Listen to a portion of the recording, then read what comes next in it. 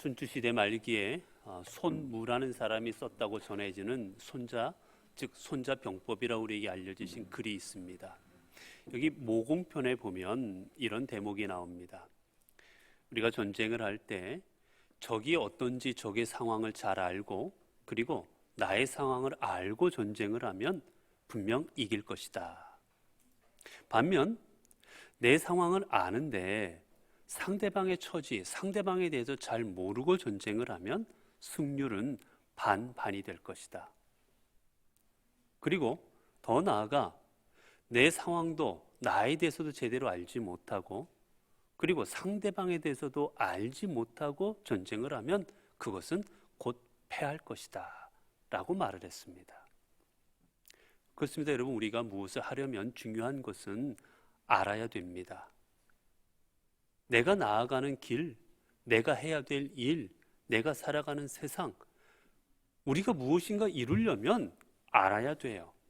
알지 못하고 나아가면 우리는 낭패를 당할 수밖에 없습니다. 여러분, 우리가 무엇인가 가전제품이나 무엇을 제품을 사용한다고 생각해 보십시오. 내가 제품을 사용할 때도 이 제품에 대해서 알아야 사용을 제대로 할 수가 있는 겁니다. 기능이 뭔지, 얼마나 쓸 수 있는 것인지 알아야지. 모르고 쓰면 쓸 수야 있겠지만 제대로 쓸 수는 없는 거예요. 그리고 그렇게 알지 못하고 사용하다 보면 제품을 망가뜨리게 되는 겁니다. 220볼트에 꽂으면 안 되는 제품을 220볼트에 꽂든지, 방수가 안 되는 걸 방수가 되는 줄 알고 사용하든지, 잘못 사용하다 보면, 알지 못하고 사용하다 보면 우리는 제품을 망가뜨리게 되는 거지요. 그렇게 보면 우리의 인생도 마찬가지입니다. 우리의 인생도 우리가 살아가는 우리의 삶을 정말 제대로 살아가려고 한다면, 그리고 우리가 살아가는 삶을 정말 의미 있게 살아가고자 한다면 우리도 우리의 인생에 대해서 알고 살아가야 됩니다. 어디서부터 왔고 어디로 갈 것인지 알고 살아가야 우리는 온전한 인생을 살아갈 수가 있는 거지요. 여러분, 그렇게 보면 오늘 우리 인생을 살기 위해서 우리가 정말 우리의 인생을 온전히 살기 위해 정말 알아야 될 것이 무엇일까? 우리가 정말 알아야 될 거에 대해서 철학자 파스칼은 그의 저서 팡세에서 이렇게 말을 합니다. 팡세에 보면 우리 사람을 세 종류로 나누어서 이야기를 해요. 첫 번째 사람은 어떤 사람이 있느냐? 하나님에 대해서 알지 못하고 살아가고 있는 사람. 하나님을 그리고 찾지도 않고 살아가는 사람이 있다라고 이야기합니다.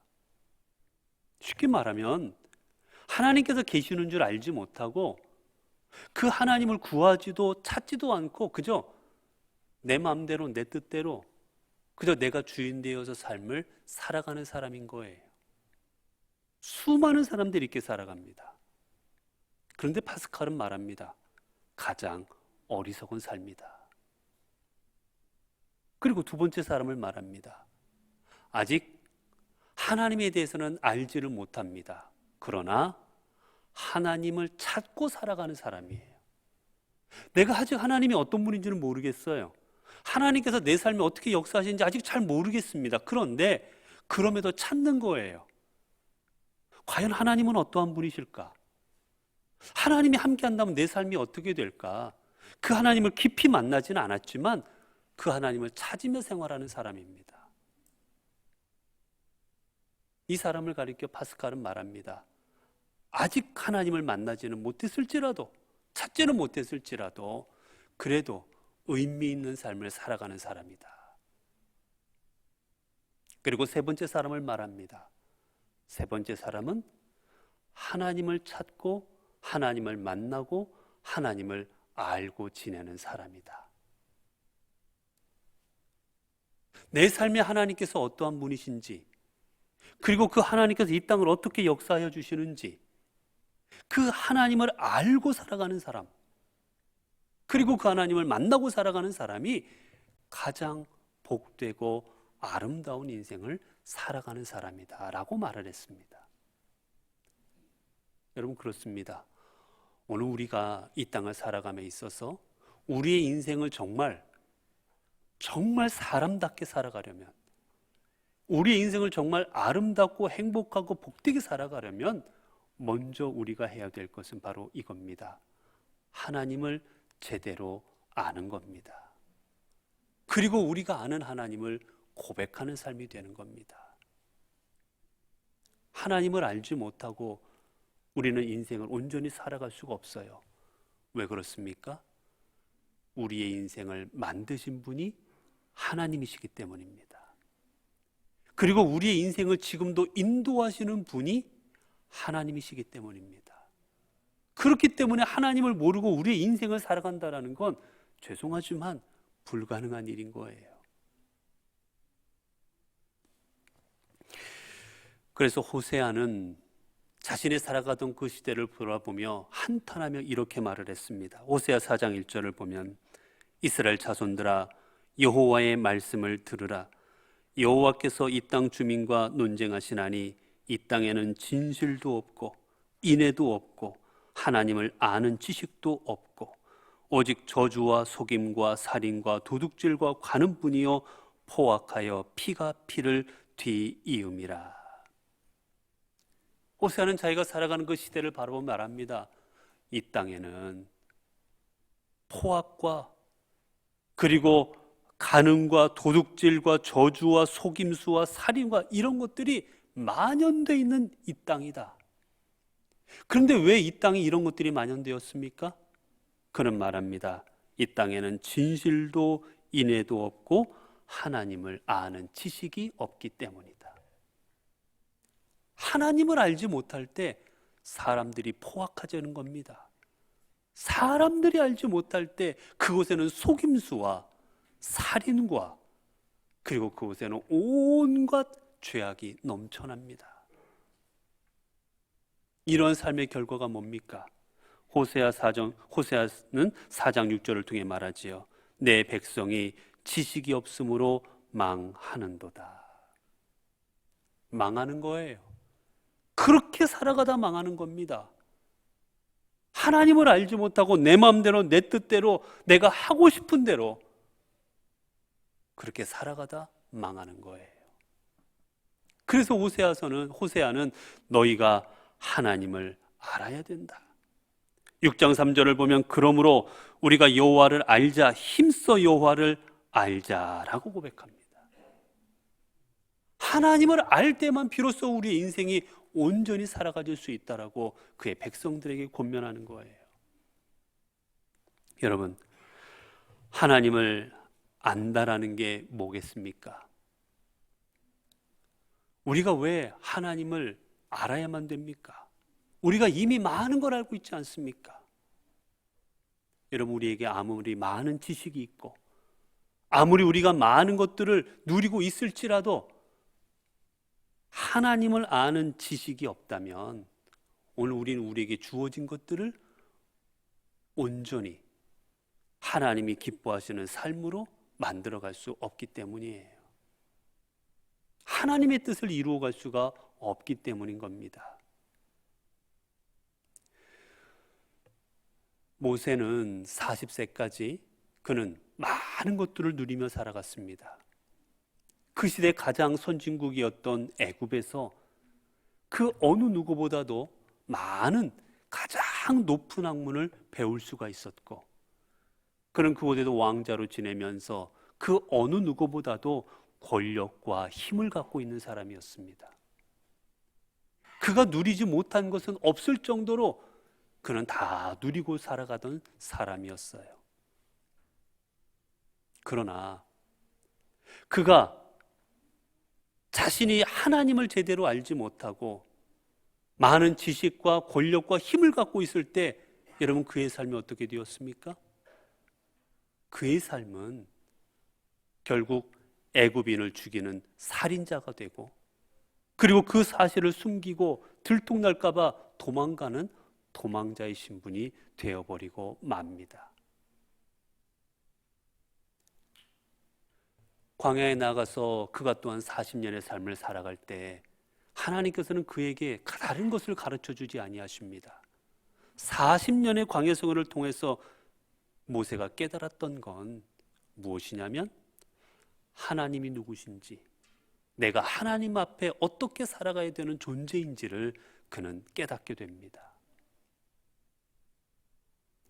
그래서 40년의 삶을 통해서 하나님에 대해서 알게 될 때 하나님은 비로소 그를 이스라엘의 지도자로, 하나님께는 출애굽을 이끌 지도자로 그를 부르시고 그를 사용하여 주셨던 거예요.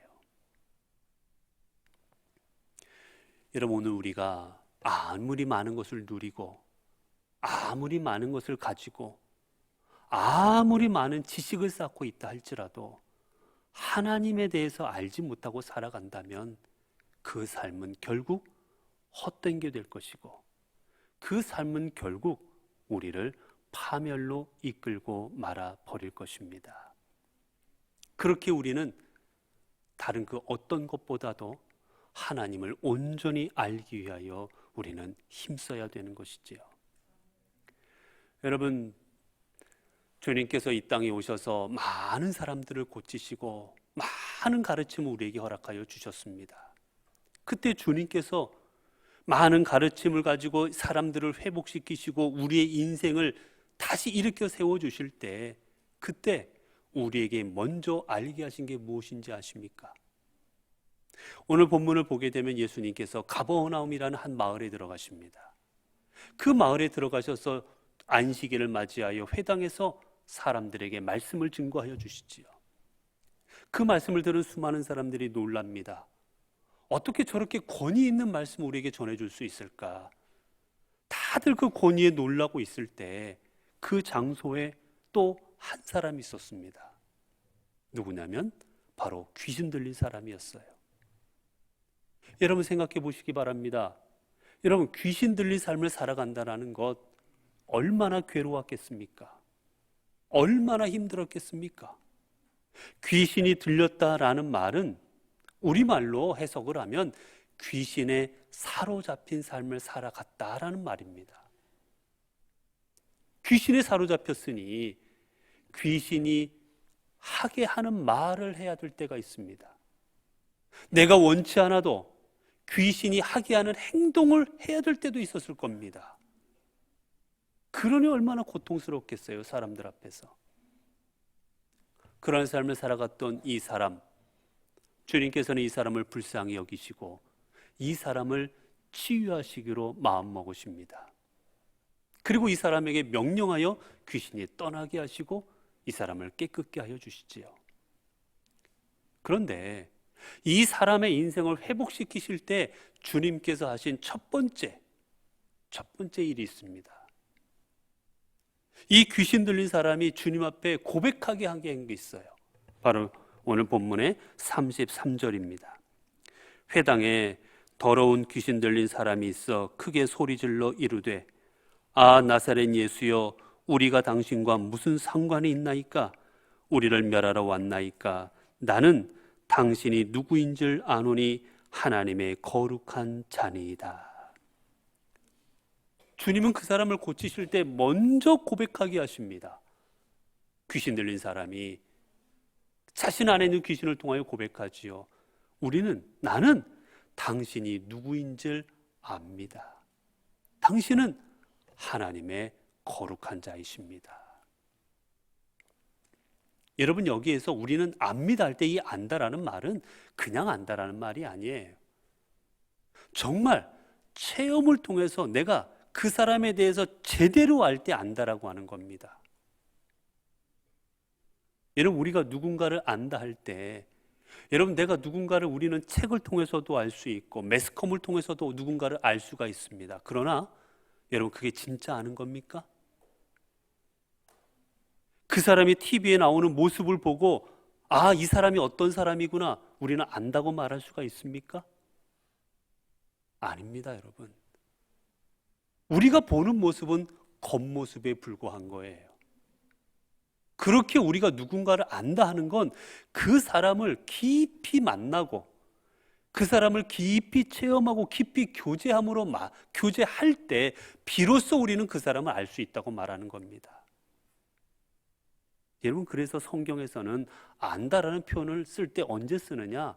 부부간에 안다고 할 때 씁니다. 부부가 정말 같이 살면서 그 사람에 대해서 속속들이 알 수 있을 때 그때 안다라는 표현을 감히 쓸 수가 있는 거예요. 오늘 귀신은 고백합니다. 나는 지금까지 살아왔던 삶을 통해 나는 당신이 누구인지 나는 확실히 압니다. 당신은 하나님의 거룩한 자이십니다. 하나님의 거룩한 자라는 건 하나님의 영이 임한 하나님의 메시아라는 뜻이에요. 즉, 당신은 하나님이십니다. 내 앞에 있는 당신은 이 땅을 구원하시러 온 하나님이십니다. 라는 고백을 하게 하신 겁니다. 그리고 이 고백을 들으신 주님께서는 그 귀신을 내어 쫓으시지요. 여러분, 그렇습니다. 오늘 우리가 경험하는 하나님, 내 삶을 통해서 내 삶 가운데 역사하신 그 하나님께서 어떠한 하나님이신지를 깊이 깨닫고 그 하나님을 나의 하나님으로 고백할 때에 우리의 삶에 하나님의 놀라운 역사가 일어나는 것입니다. 여러분, 야곱은 아버지를 속이고 그리고 형을 속인 다음에 그는 장자의 축복권을 얻었습니다. 장자의 축복을 받은 그러나 그것이 온전한 방법이 아닌 형과 아버지를 속임으로 인하여 형의 미움을 샀고, 그리고 이제 그는 혹이라도 해함을 입을까 봐 하란으로 도망을 가게 됩니다. 하란으로 도망을 갈 때 그가 얼마나 처량하고 힘들었겠습니까? 특별히 이 야곱이 가장 힘들었던 건 그 무엇보다도 아마 자신이 외톨이가 되었다라는 사실일 겁니다. 아무도 나를 도와줄 사람이 없을 거라는 것이 더 힘들게 했을 거예요. 지금까지는 아버지가 있었고 어머니가 있었고 종들이 있었고 자신을 돌봐주는 사람들이 있었습니다. 무엇보다 하나님이 함께 하셨습니다. 어려울 때마다 힘들 때마다 그들의 보호자가 되어주셨던 하나님이 계셨는데, 이때까지만 해도 야곱의 생각으로는 아브라함의 하나님은 아브라함과 함께 하셨고, 아버지 이삭의 하나님은 이삭과 함께 하시고, 하나님은 가나안 땅에 계시면서 이삭 아버지와 함께 그 가정에 계시는 하나님으로 생각했습니다. 그리하여 길을 떠나온 이 야곱은 이제 하나님의 보호하심도 없고 가족의 보호도 없고 혼자 외로이 이곳에 있다고 생각하고 자포자기하는 마음으로 누워서 자버립니다.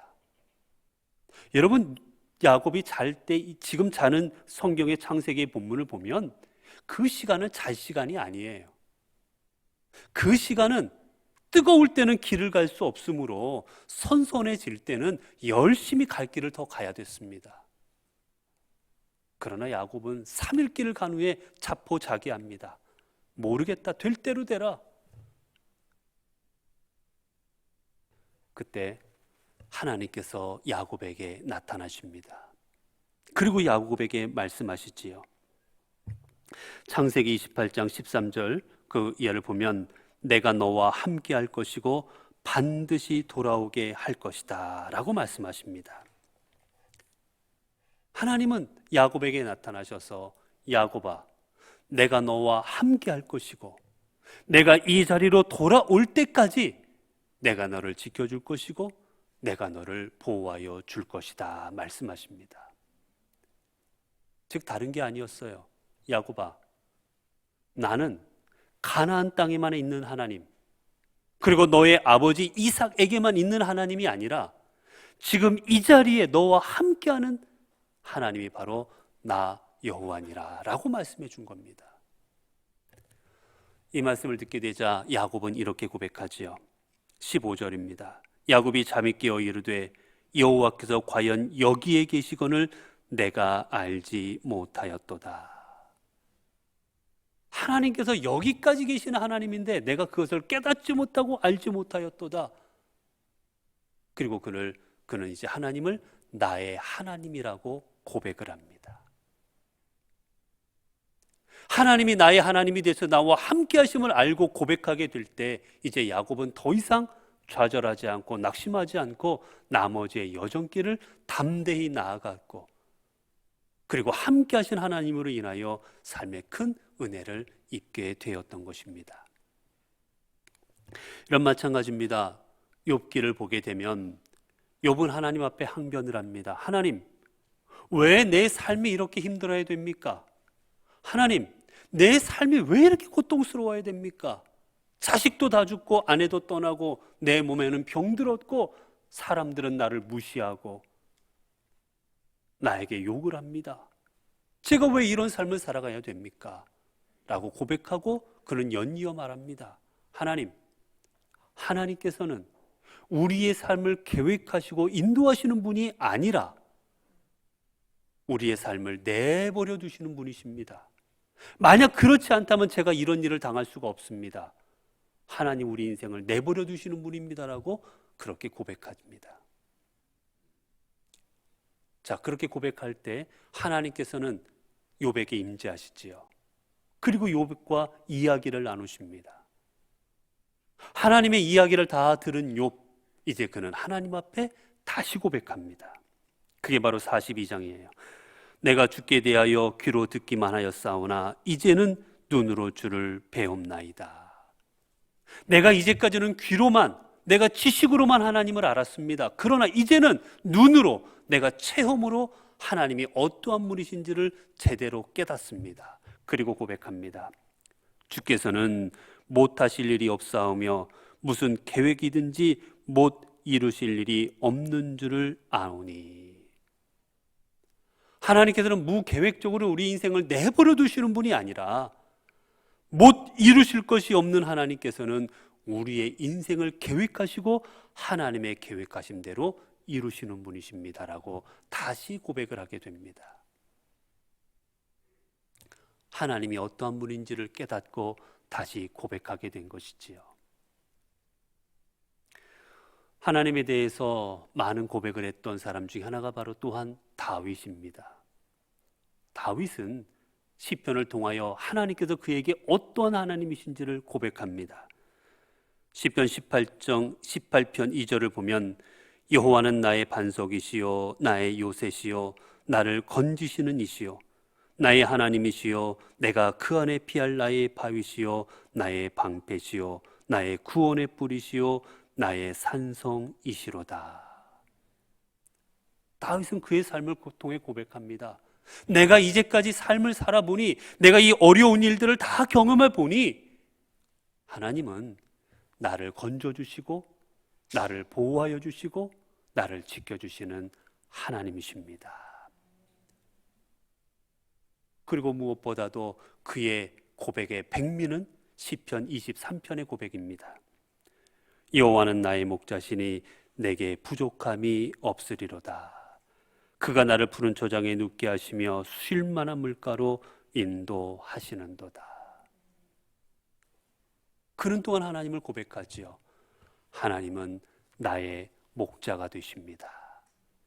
나의 목자가 되시어 나를 쉴 만한 물가로 푸른 초장으로 인도하여 주십니다. 이 하나님께서 자신의 삶이 어떠한 하나님인지를 온전히 깨닫고 이 삶의 고백을 드렸던 이 다윗, 하나님은 그를 세상의 어떤 왕보다도 뛰어난 하나님의 합한 자로 삼아 주셨습니다. 사랑하는 성도 여러분, 여러분에게 허락하신 여러분의 인생, 여러분 어떻게 살아가기를 원하십니까?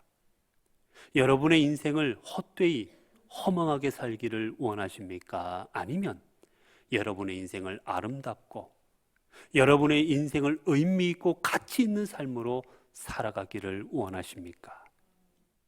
여러분의 인생을 의미 있고 가치 있는 복된 삶으로 만들어 가기를 원하신다면 먼저 여러분들은 하나님이 어떠한 분이신지를 여러분의 삶을 통하여 깨달으셔야만 될 것입니다.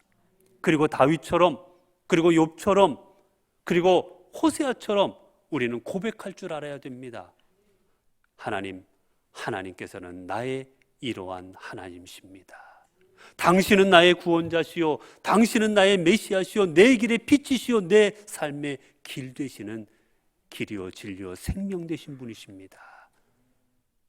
하나님을 이렇게 고백하게 될 때 하나님께서는 우리의 삶을 하나님의 역사하심으로 말미암아 하나님의 능력이 임하는 삶, 하나님의 은혜가 임하는 삶, 하나님의 역사하심이 임하는 삶으로 우리의 삶을 만들어 주실 것이기 때문입니다. 기도하겠습니다. 은혜로우신 하나님, 저희들의 삶의 인도자가 되어주시고 보호자가 되어주시고 구원이 되어주시고 생명이 되어주시어 저희들을 하나님의 길로 나아가도록 이끌어주심에 감사를 드립니다. 하나님께는 지금도 우리와 함께 하시고 우리를 구원의 길로 인도하여 주시는데 우리들은 그 하나님을 제대로 알지 못하고 깨닫지 못하고 하나님을 모른 채 살아갈 때가 너무나 많았습니다. 하나님, 이스라엘이 하나님을 제대로 알지 못함으로 패망의 하나님 심판을 받았던 그것 저희들 보았습니다. 저희들 이스라엘 민족처럼 하나님을 알지 못함으로 말미암아 사망으로 나아가는 삶이 되지 않게 하여 주시옵소서. 하나님, 귀신 들렸던 자가 주님이 어떠한 분이신지를 고백하게 될 때에 그곳에 하나님의 놀라운 역사가 일어났고 그의 삶이 회복되었습니다. 욥이 하나님이 어떠한 분이신지를 고백하고 야곱이 어떠한 하나님이신지를 고백하고 다윗이 하나님이 어떠한 분인지를 고백하게 될 때 그들은 하나님의 사람이 될 수 있었습니다. 하나님, 오늘 우리도 나와 함께 하시는 하나님, 내 인생을 인도하시는 그 하나님을 깨닫고 고백함으로 하나님의 역사와 은혜를 체험하는 삶이 되게 하옵소서. 우리 주 예수 그리스도의 이름으로 기도드리옵나이다. 아멘.